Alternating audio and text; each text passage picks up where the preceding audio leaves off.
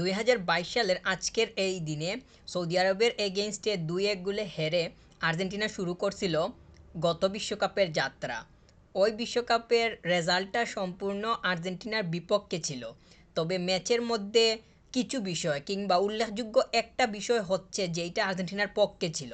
সেটা হচ্ছে আর্জেন্টিনা শুরুতেই অর্থাৎ ওয়ার্ল্ড কাপের শুরুতেই নিজেদের অবস্থান কিংবা ভুলগুলা খুব সহজেই ধরতে পারছিল এবং সেইখান থেকেই আহ, মানে আহ, যে ঘুরে দাঁড়ানোর যে বিষয়টা কিংবা সেই ভুলগুলো থেকে শিক্ষা নিয়ে ওইগুলাকে কাজে লাগিয়ে খুব ভালোভাবেই পরবর্তী ম্যাচগুলোতে ঘুরে দাঁড়িয়েছিল এবং সেইটা সবাই জানেন। আপনারা খুব ভালোভাবেই জানেন, সারা বিশ্ব সেইটা সেই সম্পর্কে ধারণা খুব ভালোভাবেই পরিষ্কারভাবেই রাখে।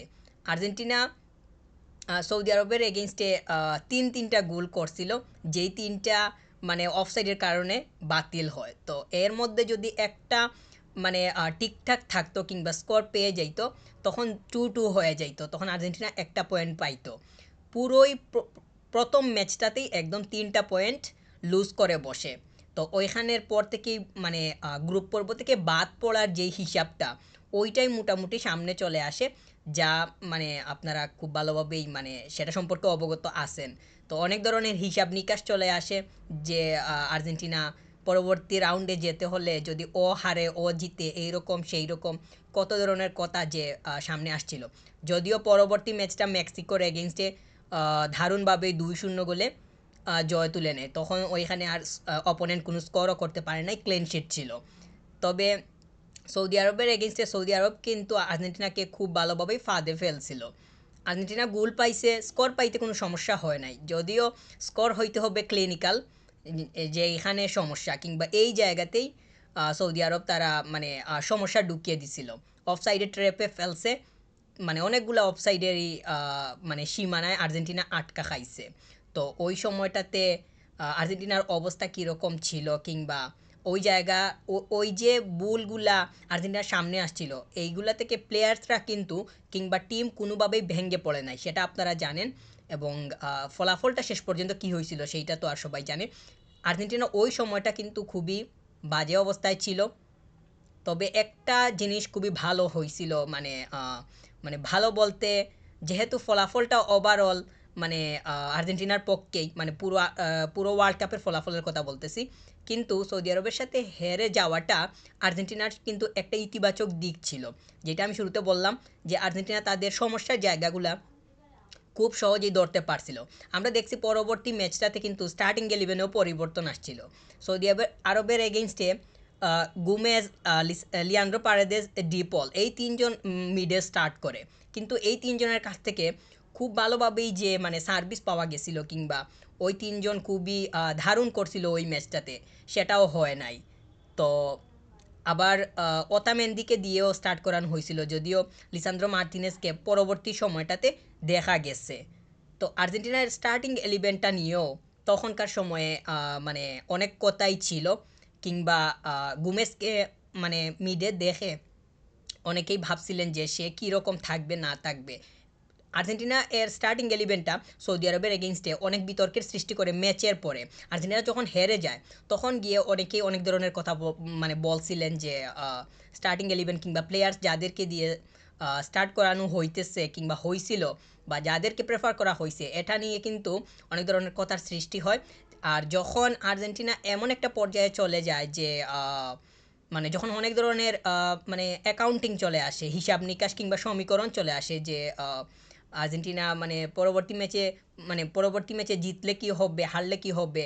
আর গ্রুপে আরও যারা ছিল, পোল্যান্ড ছিল, মেক্সিকো ছিল, তো তাদের হিসাব নিকাশও আর্জেন্টিনার সাথে সামনে চলে আসে যে এর সাথে এ জিতলে ওরকম ওই রকম, কত ধরনের হিসাব নিকাশ ছিল সেইটা আপনারা জানেন। তো ওইগুলাকে যখন ফেস করা লাগছিল তখন কিন্তু লিওনেল স্কালোনিকে নিয়েও অনেক ধরনের আলোচনা থেকে সমালোচনার সংখ্যাটা ছিল বেশি।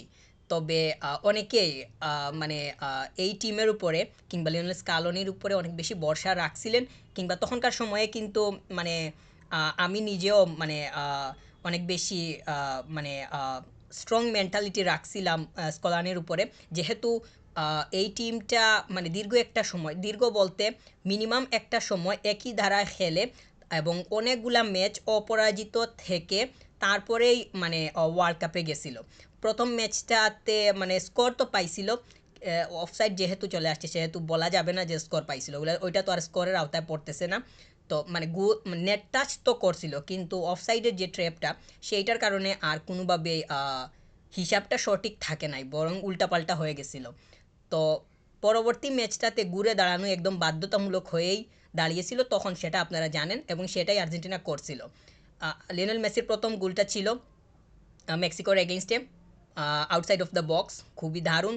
এবং ওই গোলের মুমেন্টামটা কিংবা সময়টা হিসাব করলে অনেক অনেক ধরনের মানে বিষয়াদি পরিষ্কার হয়, কিংবা লিওনেল মেসির এই গোলটার কারণে আর্জেন্টিনা এর কতটুকু পরিমাণ যে স্বস্তি পাইছিল সেইটার ওই সময়টা দেখলেই অনেকটাই পরিষ্কার হয়ে যায়।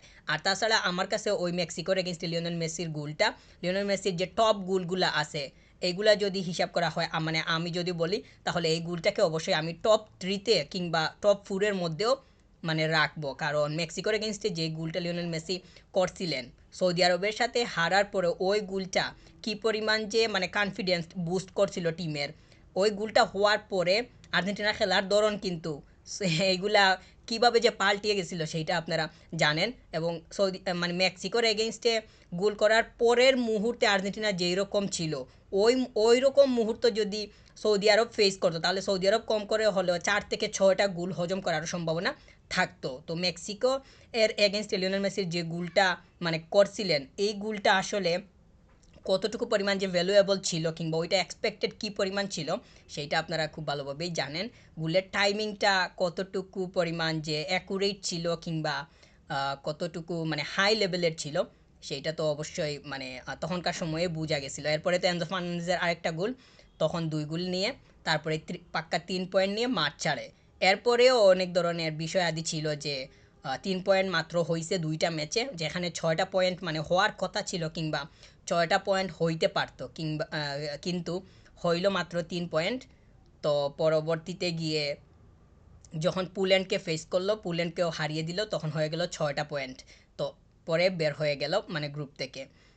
তো আর্জেন্টিনা মানে সৌদি আরব আর্জেন্টিনাকে অনেকটাই মানে যদি কিন্তু এর মধ্যে ফেলে দিছিল, তবে এখানে কিন্তু সৌদি আরব অবশ্যই অ্যাপ্রিসিয়েট পাইতে পারে। আর তাছাড়া তাদের যে প্লেয়ারটা খুব সম্ভবত নাম্বার 10 ছিল, ও যে গোলটা করলো মানে বক্সের কর্নার থেকে একদম ভালো গোল ছিল, ওইটা কিন্তু খুবই দারুণ গোল ছিল। ইমিলিয়ানো মার্তিনেজের ফিঙ্গার লাগছে, ফিঙ্গার লেগেও কিন্তু ওইটা বের হয় নাই বা ওইটা বের করতে পারে নাই, বলটা ঢুকে গেছে।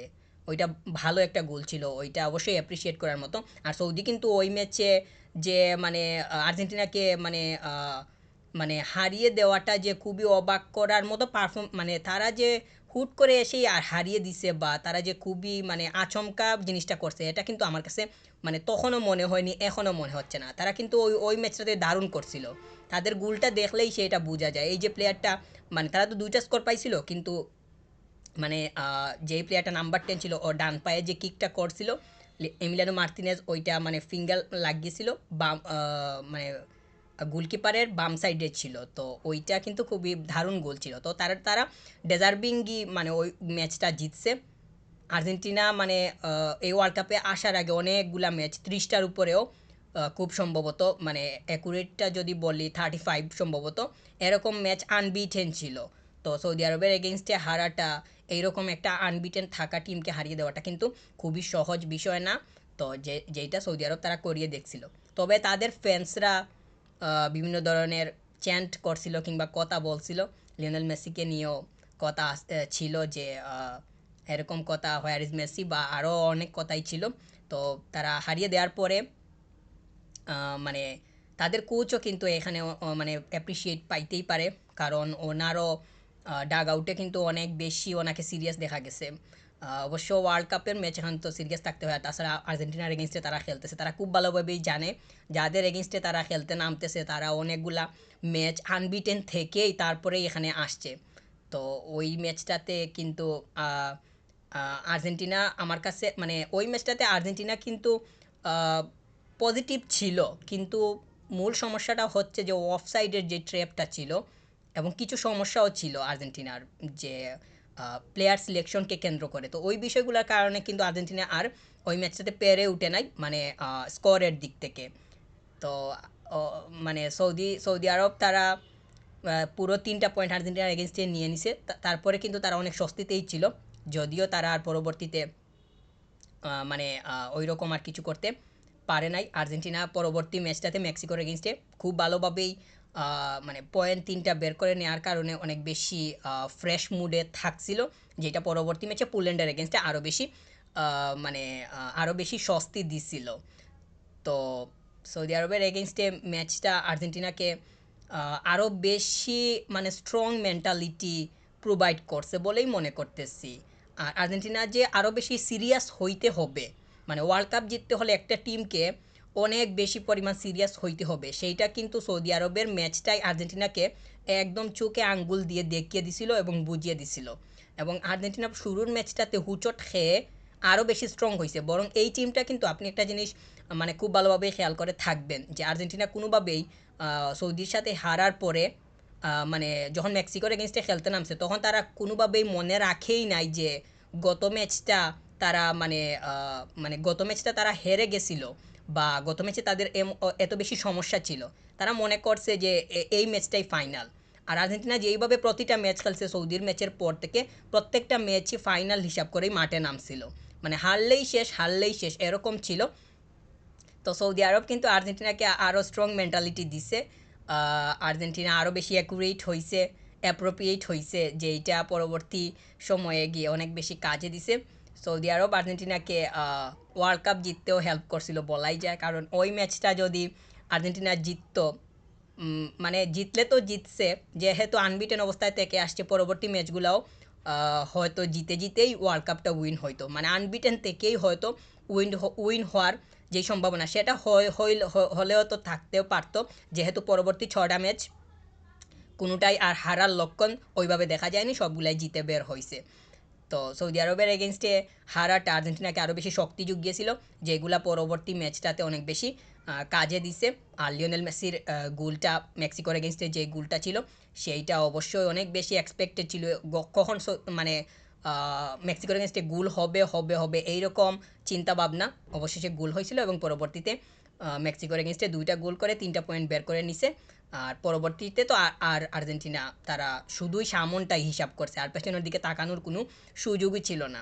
তো সৌদি আরবের ম্যাচটা অবশ্যই মানে হিস্টোরিক্যাল একটা মুমেন্ট, কিংবা এইটা অবশ্যই অনেক শিক্ষণীয় বলেই মনে করতেছি। আর্জেন্টিনা ওইখান থেকে অনেক কিছুই বুঝতে পারছে, কিংবা মানে মানে হেরে গিয়েও কিন্তু কোনোভাবেই থেমে যায়নি, বরং আরও বেশি মেন্টালি স্ট্রং হয়েছে। হারার কারণে আরও বেশি স্ট্রং হয়ে পরবর্তীতে জিতে তো অধ্যায়টা শেষ করছিল।